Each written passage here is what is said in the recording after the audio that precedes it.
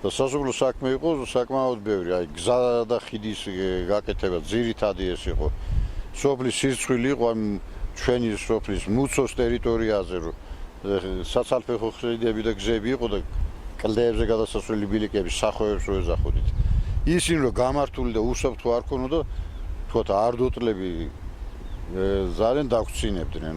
რომ არ ვარგი ხართ გზა და ხიდის ვერ გაიკეთებიათ თქვენ რა ხალხი ხართ და მაგითო რეგულარულად გავდივდით ვაკეთებდით. როგორ წნებოდა სასოფლო რა იყო გასაკეთებელი?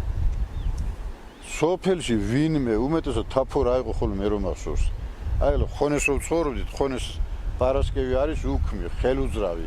ჩხირის გატეხვა არ შეიძლება, არც ქალისგან, არც კაცისგან, იმიტომ რომ გადმოცემის თანახმად ჩვენი სალოცავი ხონის მობრძანებულია პარასკევს და დადგა უქმედ ეგ დღე.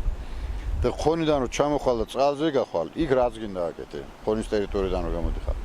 და იქ ხონის რომ არაფერი არ კეთდებოდა გაზაფხულზე, მაგალითად. გამოვიდა და თაფორა დაიძახებდა მეყიდე, მეგზე, ქუდზე კაცი. წავიდა არდოტის ჩალაზე ჩვენ საზღვრამდე. თუ იმ ერთ გასვლაზე ვერ მოესწრებოდა მეორედ, მესამედ. აი ეგ ენარის ზირამდე, მე იმის იგი დაიაურებს ევალებოდათ.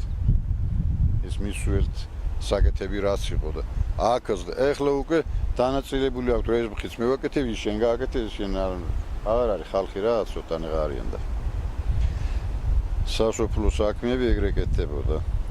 შეიძლება სხვა რამე გამოჩენილიყო სასოფლო მთელი სოფელი გასულიყო ძირითადად გზა და ხიდი იყო მაინც რა.